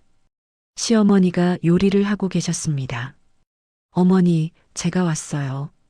오, 은주야. 어서 와. 오늘 내가 좋아하는 갈비찜 만들었어. 시어머니는 앞치마를 두르고 부엌에서 나왔습니다. 예전의 은주 씨 모습이었지만 시어머니의 표정은 밝았습니다. 요즘 내가 요리하는 재미가 있어. 유튜브 보면서 새로운 것도 배우고. 대단하세요, 어머니. 거실에는 가족들이 모여 있었습니다. 은주 씨는 소파에 편안하게 앉아 차를 마셨습니다. 예전처럼 주방을 오가며 시중을 드는 모습은 없었습니다. 큰형수 지혜 씨가 다가왔습니다. 은주 씨, 요즘 일은 어때요? 바쁘죠? 네, 바쁘지만 재미있어요, 언니. 나도 은주 씨 보면서 많이 배워. 일과 가정의 균형 잡는 법 말이에요. 지혜 씨는 진심으로 말했습니다. 요즘은 회사 일도 적당히 조절하고 집안일에도 신경 쓰고 있어요. 그게 맞는 것 같아요. 둘째 형수 수진 씨도 다가왔습니다. 은주 언니, 지난번에 알려주신 케이크 레시피로 만들어 봤는데 정말 맛있더라고요. 그래요? 다행이네요. 예전에는 항상 언니한테 부탁만 했는데 이제는 직접 해보니까 재미있어요. 아이들도 엄마가 만든 거라고 더 좋아하고요. 식사 시간이 되자 모두가 자연스럽게 준비를 도왔습니다. 아들들도 며느리들도 심지어 시아버지까지. 여보, 이 접시 좀 날라줘. 알았어. 시아버지도 이제는 자연스럽게 집안일을 돕고 있었습니다. 식사를 하며 시아버지가 은주 씨에게 말했습니다. 은주야, 요즘 카페 일이 잘 되나 보구나. 지난번에 준호한테 들었어. 네, 아버지. 감사하게도 잘 되고 있어요. 좋은 일이다. 사람은 자기가 좋아하는 일을 해야 해. 나도 젊었을 때 회사 일이 좋아서 열심히 했거든. 시아버지의 말투에는 예전의 권위적인 모습이 사라져 있었습니다. 대신 손아래 가족을 진심으로 존중하는 태도가 느껴졌습니다. 식사 후 은주 씨는 시어머니와 단둘이 차를 마셨습니다. 은주야, 너 정말 많이 변했구나. 그래요? 응. 예전에는 항상 눈치 보고 조심스럽고 그랬는데 지금은 자신감 있고 당당해. 정말 보기 좋아. 시어머니는 미소를 지었습니다. 나도 많이 변했어. 너 덕분에. 어머니, 나는 70평생을 살면서 가장 중요한 걸 너한테 배웠어. 사람을 존중하는 것, 그리고 가족이라고 해서 함부로 대해서는 안 된다는 것. 시어머니는 은주 씨의 손을 꼭 잡았습니다. 고마워, 은주야. 저녁이 되어 은주 씨와 준호 씨는 집으로 돌아왔습니다. 차 안에서 준호 씨가 물었습니다. 은주야, 오늘 어땠어? 좋았어요. 정말 많이 변했더라고요. 우리 가족. 응, 다 당신 덕분이야. 제 덕분이라기보다는 우리 모두의 노력이죠. 은주 씨는 창밖을 바라보며 생각했습니다. 1년 전 계단에서 쓰러졌던 그날이 떠올랐습니다. 그때는 정말 끝이라고 생각했습니다. 더 이상 버틸 수 없다고, 여기서 모든 것이 끝날 것 같다고 생각했습니다. 하지만 그 쓰러짐은 끝이 아니라 시작이었습니다. 새로운 삶의 시작이었습니다. 쓰러져야만 일어설 수 있었습니다. 바닥을 쳐야만 다시 올라갈 수 있었습니다. 집에 도착한 은주 씨는 거울 앞에 섰습니다. 거울에 비친 자신의 모습이 1년 전과는 너무나 달랐습니다. 생기 있는 얼굴, 밝은 눈빛, 그리고 무엇보다 입가에 걸린 자신감 있는 미소. 은주 씨는 거울 속 자신에게 말했습니다. 고생했어. 정말 잘 버텼어. 그리고 잘 이겨냈어. 그날 밤 은주 씨는 일기를 썼습니다. 일기장을 펼치니 1년 전 쓴 글이 보였습니다. 언제까지 버틸 수 있을까? 하지만 포기하면 안 돼. 여기서 밀려나면 갈 곳이 없어. 은주 씨는 그 글 아래에 새로운 문장을 적었습니다. 나는 버텼다. 그리고 이겼다. 하지만 누군가를 이긴 것이 아니라 나 자신의 두려움을 이긴 것이다. 이제 나는 안다. 내가 어디에 있든 무엇을 하든 나는 충분히 가치 있는 사람이라는 것을. 몇 달 후 은주 씨는 더 큰 제안을 받았습니다. 카페 체인 본사에서 교육 담당 이사로 일해달라는 제안이었습니다. 새로 입사하는 직원들과 매니저들을 교육하는 자리였습니다. 은주 씨는 고민 끝에 이 제안을 받아들였습니다. 첫 교육날 은주 씨는 20명의 새로운 직원들 앞에 섰습니다. 긴장되었지만 자신감도 있었습니다. 안녕하세요. 저는 교육 담당 이사 서은주입니다. 은주 씨의 목소리는 명확하고 당당했습니다. 여러분들을 만나게 되어 반갑습니다. 저는 3년 전만 해도 지금 여러분처럼 새로 시작하는 사람이었습니다. 은주 씨는 자신의 이야기를 들려주기 시작했습니다. 물론 모든 것을 이야기하지는 않았습니다. 하지만 자신이 어떻게 어려움을 극복하고 여기까지 왔는지, 무엇이 중요한지에 대해 이야기했습니다. 제가 여러분에게 하고 싶은 말이 있습니다. 어떤 상황에서든 자신을 잃지 마세요. 다른 사람의 기대나 평가에 자신을 맞추려 하지 마세요. 자신이 누구인지, 무엇을 원하는지 아는 것이 가장 중요합니다. 교육이 끝나고 한 젊은 직원이 은주 씨에게 다가왔습니다. 이사님, 오늘 말씀 정말 감동적이었어요. 저도 사실 자신감이 없었는데 용기를 얻었어요. 그래요? 당신은 충분히 잘할 수 있어요. 자신을 믿으세요. 은주 씨는 그 직원의 어깨를 가볍게 두드렸습니다. 그날 저녁 집으로 돌아온 은주 씨는 준호 씨에게 말했습니다. 오빠, 오늘 정말 뿌듯했어요. 누군가에게 힘이 되는 말을 해줄 수 있다는 게, 당신은 이미 많은 사람들에게 힘이 되고 있어. 우리 가족도, 직장 동료들도, 그리고 나도. 고마워요, 오빠. 오빠가 있어서 제가 여기까지 올 수 있었어요. 아니야. 당신이 강했기 때문이야. 당신이 포기하지 않았기 때문이야. 그날 밤 은주 씨는 창밖을 바라보았습니다. 밤하늘에는 별들이 총총히 빛나고 있었습니다. 예전에는 보이지 않던 별들이었습니다.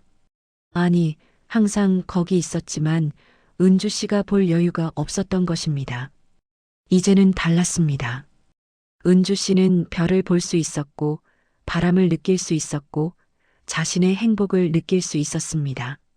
며칠 후 은주 씨는 목포에 계신 부모님을 찾아뵈었습니다. 오랜만에 고향을 방문한 것입니다.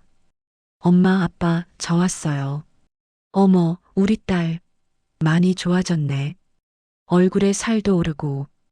어머니는 은주 씨를 꼭 안아주셨습니다. 서울 생활 힘들지 않니? 아버지가 걱정스럽게 물으셨습니다. 아니요, 아빠. 지금은 정말 좋아요. 은주 씨는 부모님께 그동안의 일들을 이야기했습니다. 물론 힘들었던 부분은 많이 생략했습니다. 부모님이 걱정하실까 봐요. 대신 지금은 얼마나 행복한지, 일은 얼마나 잘 되고 있는지 이야기했습니다. 엄마, 아빠, 이거 드세요. 은주 씨는 준비해온 선물을 드렸습니다. 어머니께는 고급 한복을, 아버지께는 좋은 구두를 선물했습니다. 이게 얼마야? 비싼 거 사지 말라고 했잖아. 괜찮아요. 제가 번 돈으로 산 거예요. 받아주세요. 우리 딸이 이제 다 컸구나. 아버지는 눈물을 글썽이셨습니다.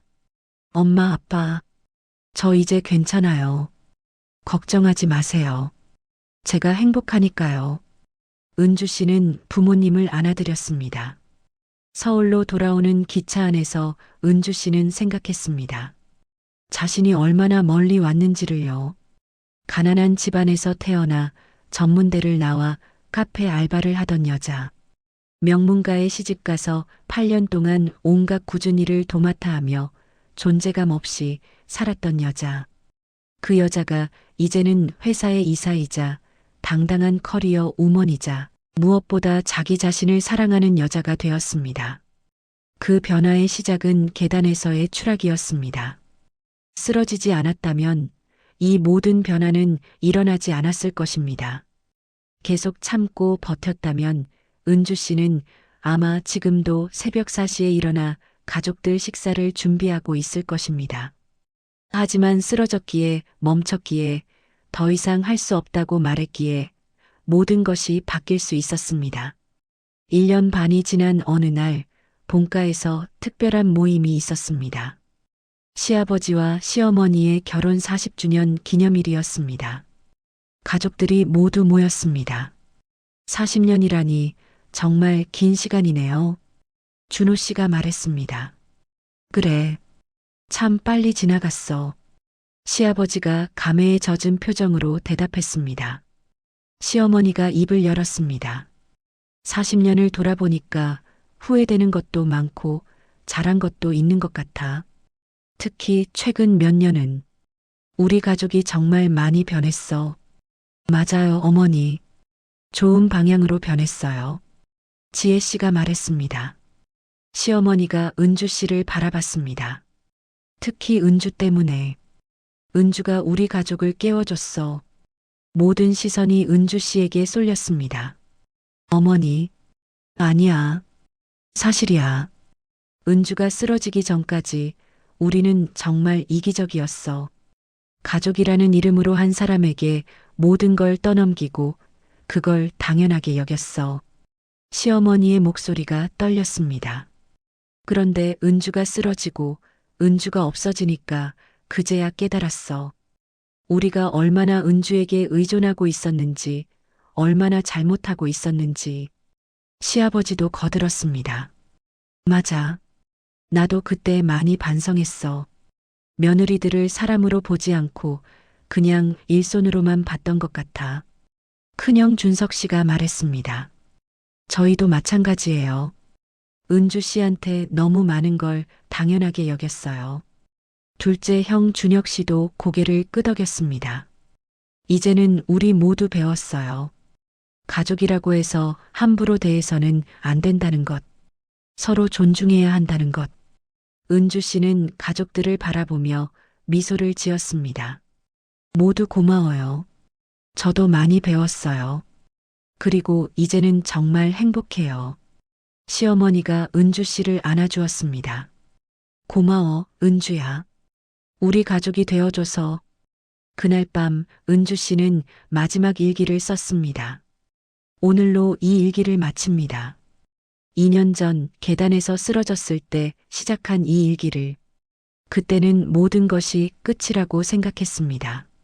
하지만 그것은 시작이었습니다. 저는 가난했고 학벌도 없었고 백도 없었습니다. 그래서 항상 불안했고 항상 눈치를 봤습니다. 하지만 이제 저는 압니다. 그것들이 제 가치를 결정하지 않는다는 것을.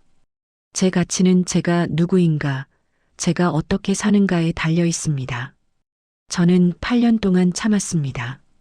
하지만 그것은 제가 약해서가 아니었습니다.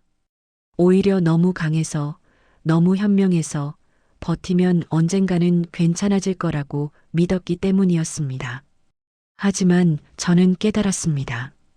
참는 것만이 능사가 아니라는 것을.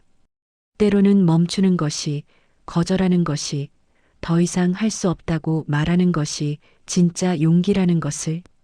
이제 저는 선택할 수 있습니다. 무엇을 할지, 무엇을 하지 않을지, 누구를 도울지, 언제 거절할지. 그리고 가장 중요한 것은 저 자신을 우선으로 생각할 수 있다는 것입니다. 저는 복수하지 않았습니다. 누구를 벌주지도 않았습니다. 대신 저는 제 존엄을 되찾았습니다. 그리고 그 과정에서 가족들도 변했습니다. 우리는 서로를 더 존중하게 되었고 더 평등한 관계가 되었습니다. 오늘 저는 말할 수 있습니다. 저는 행복하다고. 완벽하지는 않지만 저는 제 삶을 살고 있습니다. 누군가의 며느리, 누군가의 아내이기 전에 저는 저 자신입니다. 서은주라는 한 사람입니다. 은주 씨는 펜을 내려놓고 일기장을 덮었습니다. 그리고 창밖을 바라보았습니다. 밤하늘에는 별들이 빛나고 있었습니다. 은주 씨는 미소를 지으며 마지막 문장을 속으로 되뇌었습니다. 제가 못해서가 아니라 너무 잘 버텨서 여기까지 온 거예요. 하지만 이제는 버티는 게 아니라 살아갑니다. 당당하게, 행복하게, 나답게. 이것이 바로 서은주라는 여자가 8년간의 침묵을 깨고 찾아낸 진실이었습니다. 가장 약했던 사람이 가장 강해질 수 있다는 것.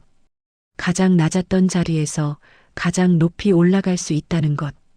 그리고 무엇보다 자신의 존엄을 지키는 것이야말로 가장 위대한 승리라는 것을. 이것이 은주 씨의 이야기입니다. 복수가 아닌 존엄의 회복. 분노가 아닌 평화의 선택. 그리고 무엇보다 자기 자신을 사랑하는 법을 배운 것이었습니다. 2년이 흘렀습니다. 서울 마포구의 한 카페 본사 회의실. 은주 씨는 이제 교육이사로서 신임 매니저 20명 앞에서 강연을 마무리하고 있었습니다. 여러분 기억하세요. 누구도 여러분의 가치를 함부로 정할 수 없습니다.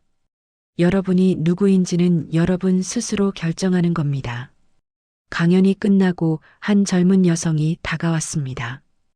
20대 중반으로 보이는 그녀는 눈물을 글썽이고 있었습니다. 이사님, 사실 시집살이가 너무 힘들어서 회사를 그만둘까 고민 중이었어요. 그런데 오늘 이사님 이야기 듣고 용기가 났어요. 은주 씨는 그녀의 손을 잡았습니다. 힘들면 멈춰도 돼요. 쉬어도 되고 거절해도 돼요. 그게 나약함이 아니라 용기예요.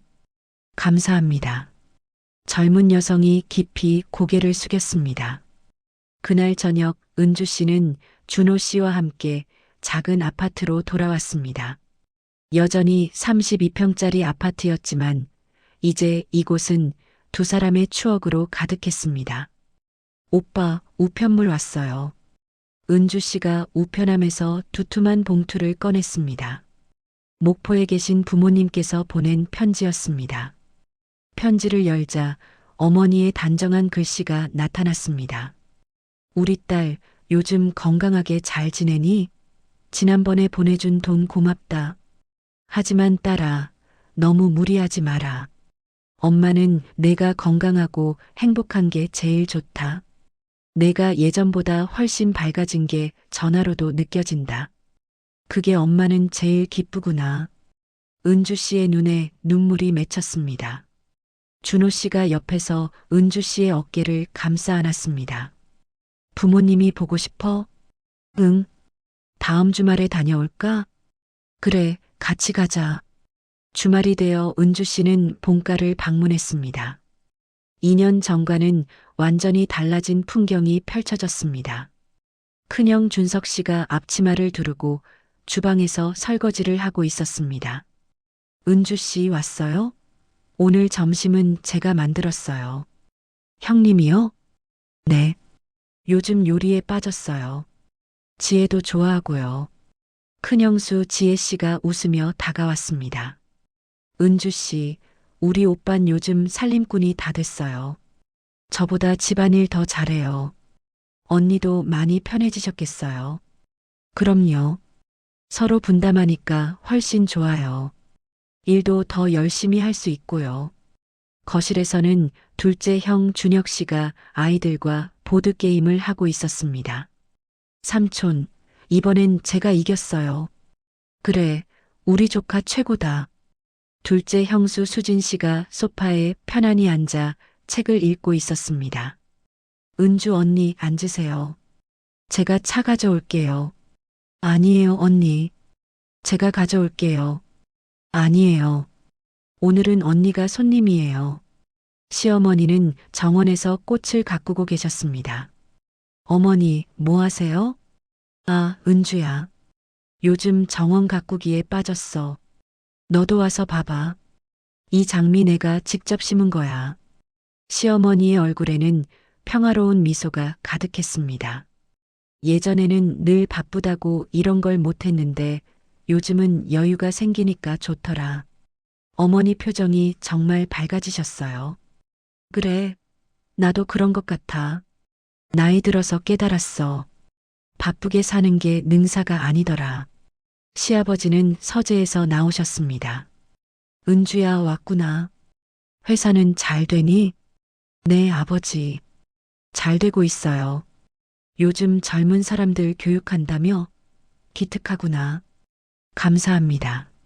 내가 예전에 은주한테 너무 심했어. 지금 생각하면 정말 미안하다. 괜찮아요, 아버지. 다 지나간 일이에요. 점심 식사는 화기애애하게 진행되었습니다. 준석 씨가 만든 음식은 생각보다 훌륭했습니다.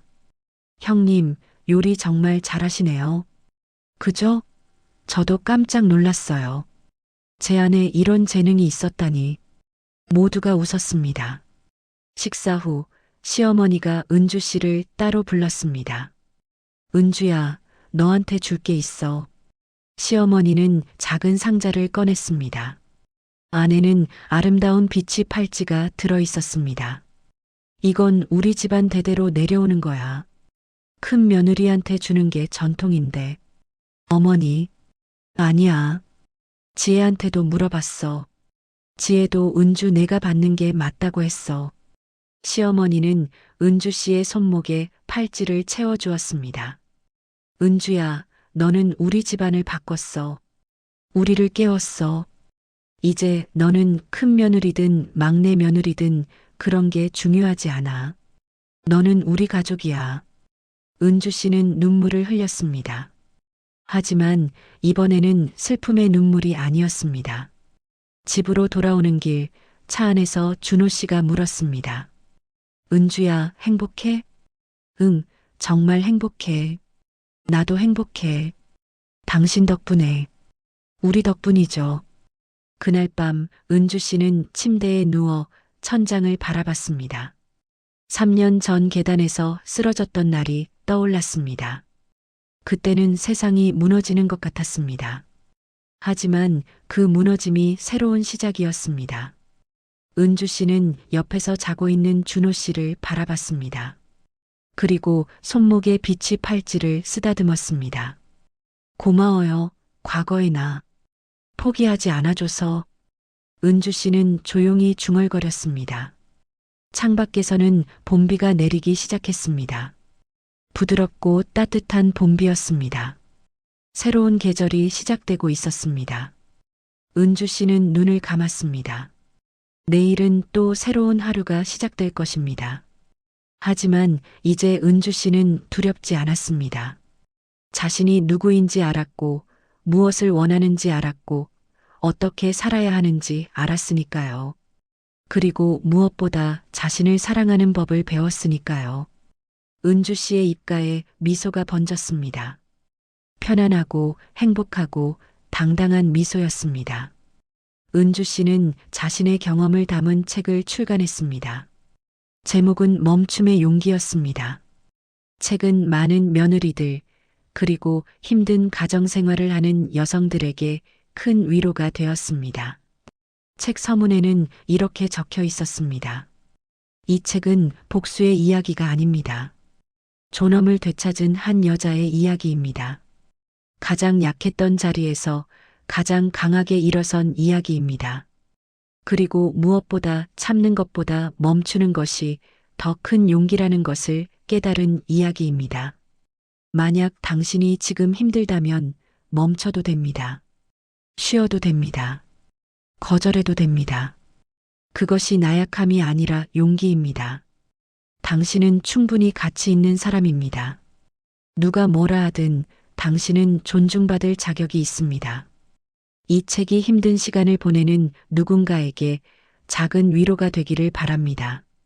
그리고 기억하세요. 쓰러지는 것은 끝이 아니라 새로운 시작일 수 있다는 것을. 책의 마지막 페이지에는 은주 씨의 사진이 실려 있었습니다. 환하게 웃고 있는 은주 씨. 그 옆에는 준호 씨가 서 있었고 뒤로는 화목한 가족들이 함께 있었습니다. 사진 아래에는 짧은 문구가 적혀 있었습니다. 제가 못해서가 아니라 너무 잘 버텨서 여기까지 온 거예요. 하지만 이제는 버티는 게 아니라 살아갑니다. 당당하게, 행복하게, 나답게. 그리고 그 아래 작은 글씨로 이렇게 쓰여 있었습니다. 서은주, 그리고 나와 같은 길을 걷고 있는 모든 이들에게. 이것이 서은주라는 한 여자의 이야기입니다. 쓰러졌지만 다시 일어섰고, 약했지만 강해졌고, 침묵했지만 목소리를 찾았고, 무엇보다 자신의 존엄을 되찾은 이야기입니다. 그리고 이 이야기는 지금도 계속되고 있습니다. 당신의 이야기로, 나의 이야기로, 우리 모두의 이야기로. 여러분, 오늘 서은주 씨의 이야기는 여기서 마칩니다. 8년 동안 침묵했던 한 여자가 쓰러지고, 일어서고, 그리고 마침내 자신의 존엄을 되찾는 이야기였습니다. 혹시 이 영상을 보시는 분들 중에 은주 씨처럼 힘든 시간을 보내고 계신 분이 있다면 기억해 주세요. 참는 것만이 능사가 아닙니다. 때로는 멈추는 것이, 거절하는 것이, 더 이상 할 수 없다고 말하는 것이 진짜 용기입니다. 당신은 충분히 가치 있는 사람입니다. 누가 뭐라 하든 당신은 존중받을 자격이 있습니다. 오늘 이야기가 도움이 되셨다면 좋아요와 구독 부탁드립니다. 그리고 댓글로 여러분의 생각을 들려주세요. 다음에도 더 좋은 이야기로 찾아뵙겠습니다. 감사합니다.